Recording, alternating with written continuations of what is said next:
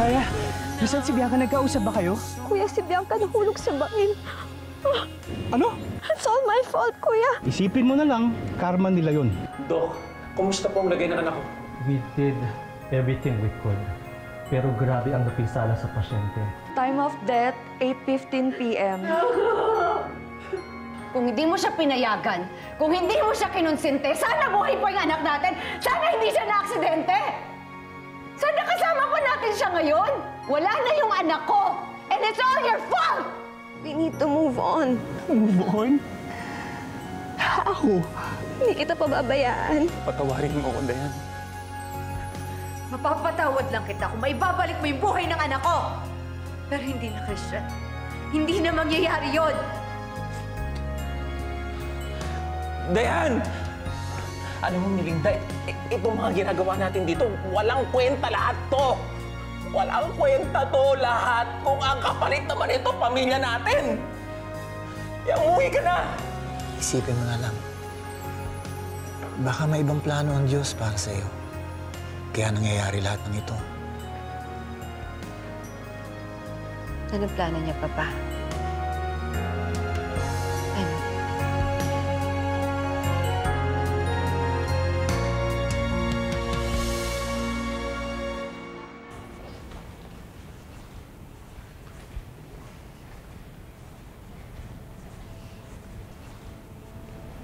Dr. Rivas, Where's Dr. Sebastian? matagal na po siyang hindi pumupunta dito eh. What? Pati nga po yung mga gamit, kinuha na niya. Saan niya dinala? Nasaan siya ngayon? Honestly po, wala po kaming idea. He just left one day with all his things. Hindi po namin siya nakita or na-contact ever since. Excuse me po, Doc.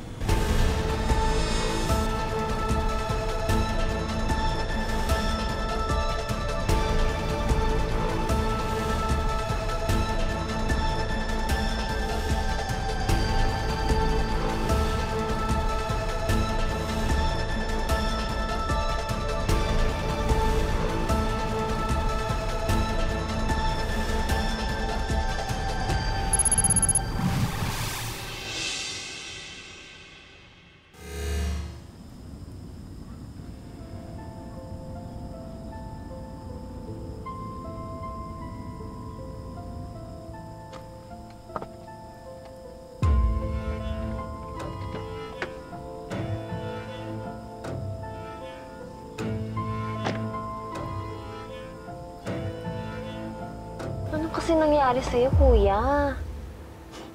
Wala to. Hindi lang kami nagkaintindihan ng kausap ko, pero okay na. Sino mo kasi yung mga taong kausap mo, Kuya? Nag-araw ka nang di nagpakita. Alalang-alala na ako sa'yo. Basta, in time, malalaman mo rin.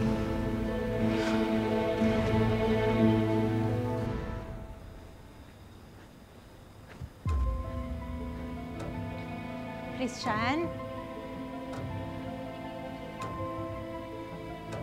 Christian?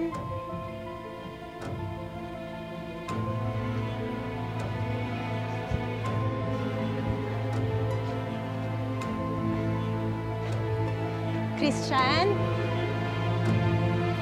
Nailibing na si Bianca, Kuya. Hanggang ngayon, nagigilty pa rin ako sa nangyari kapag naiisip ko. Pero, wala akong magawa. Kaya panindigan mo yung statement mo. Huwag kang magsasalita. Walang pwedeng makaalam ng ginawa mo, lalo na si Zachary. Hindi ko talaga pwedeng sabihin kahit kanino. Basta manahimik ka na lang. Lalo na sa mga plano ko, huwag na huwag mong pagsasabi.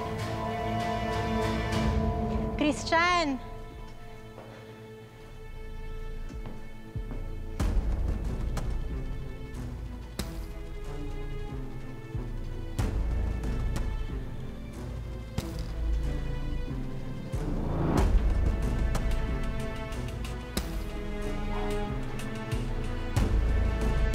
Bakit?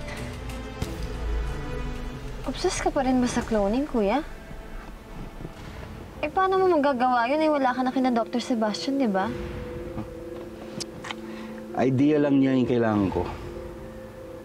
Oras na makuha ko yung files, magagawa ko na yung nagawa niya. I'll be able to proceed with human cloning. Human cloning? Naka-clone yung tao? Oo naman, Kara. Posible mangyari yun. I'm going to prove it to you and to the rest of the world. Basta, gagawin kong lahat. Wala na makakapagpigil sa akin.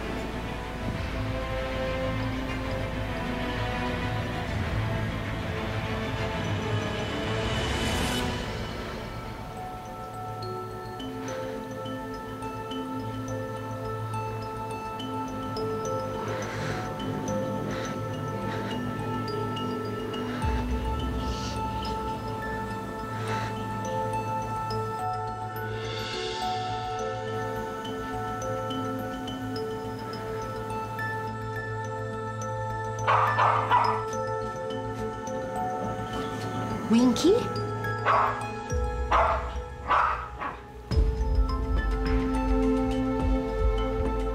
Melinda?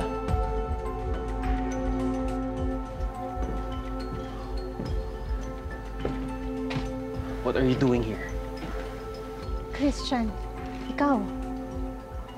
What are you doing here? Paano mo ako nahanap? We used to do most of our experiments here nung nagsisimula pa lang tayo.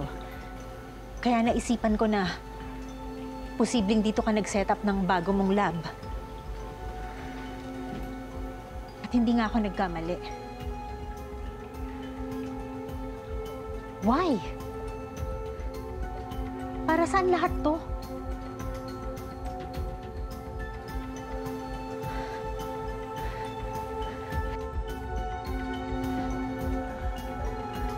Ano to? Ano ibig sabihin nito?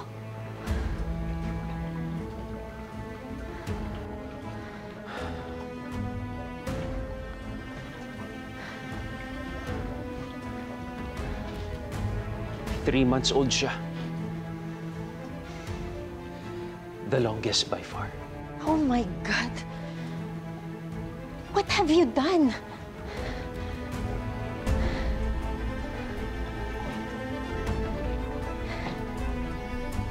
Human cloning, Melinda.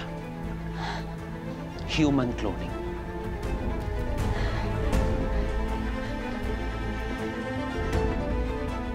You did it. You finally did it.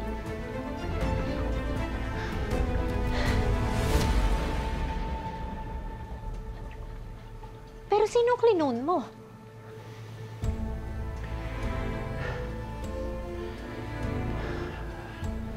Alam mo, Melinda, ngayon ko na-realize.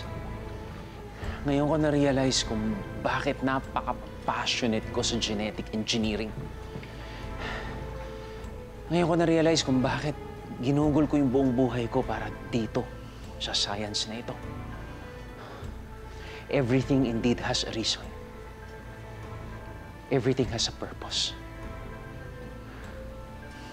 At ang purpose na yan ay family. My daughter, si Bianca. Si Bianca.